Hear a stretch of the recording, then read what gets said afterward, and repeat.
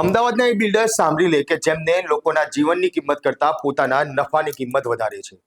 જો નિયમોને ઘોડીને પી જશો તો હવે એએમસી તમને નહીં છોડે.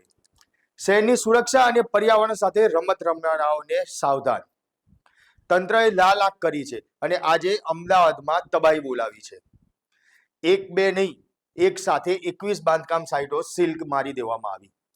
ગોતા હોય, ચાંદલોડિયા હોય કે પછી થલતેજ હોય, કોર્પોરેશનની ગાડી ફરી વળી છે. જો વિસ્તાર વાઇઝ સાઇટોની વાત કરવામાં આવે તો ચાંદલોડિયામાં આદિત્ય સેફાયર, શ્લોક એમાલ્ટસ, રત્નમ ઓપલ અને સોલો લેકવ્યુ સહિતની ચાંદલોડિયા વિસ્તારમાં જ 13 સાઇટો ઉપર એએમસીએ તાળા માર્યા છે. થલતેજની જો વાત કરવામાં આવે તો થલતેજમાં સ્ટેટસ એલિઝા અને આર્ટિફો કરીને જે બે સાઇટ છે, આ બંને સાઇટ ઉપર પણ કોર્પોરેશને સીલવાળા તાળા માર્યા છે. ત્યારે ગોતામાં પણ આર્કેડિયા 11, આર્કેડિયા 17 સહિતની કુલ 6 સાઇટો છે કે જેની ઉપર કોર્પોરેશને તબાહી મચાવી હતી. શ્રમિકો જીવન સાથે રમત હવે મોંઘી પડશે. આ 21 સાઇટો તો માત્ર ટેલર છે, પિક્ચર તો હજી બાકી છે.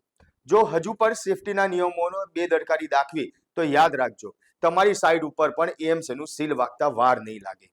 અમદાવાદના પર્યાવરણ અને માનવ જીવન સાથે ચેડા કરવાનું બંધ કરો, નહીંતર ઘર ભેગા થવાની તૈયારી રાખો.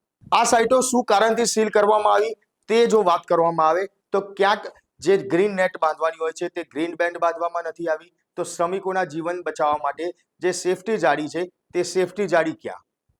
ધૂળ ઉડવાના જે કારણે પ્રદૂષણ ફેલાતું હોય છે, તે પ્રદૂષણ ના ફેલાય તેના માટે જે મિસ્ટ મશીન હોય છે તે મિસ્ટ મશીનો પણ ગાયબ જોવા મળ્યા છે.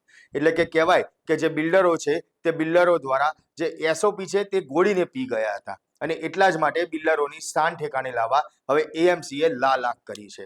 એટલે આ તમામ બિલ્ડરો હવે ચેતી જજો. જો તમારા ઘરની આજુબાજુ પણ આવી કોઈ સાઇટ હોય કે જ્યાં નિયમોનું પાલન બિલ્ડર દ્વારા કરવામાં ના આવતું હોય તો લલકાર ન્યૂઝમાં અમને જરૂરથી જાણ કરજો. અમે આ બિલ્ડરને ભાન પહોંચાડીશું. અને સાથે જ અમારા આ વિડીયોને લાઇક, શેર અને અમારી લલકાર ન્યૂઝને ફોલો કરવાનું ભૂલશો નહીં. આભાર.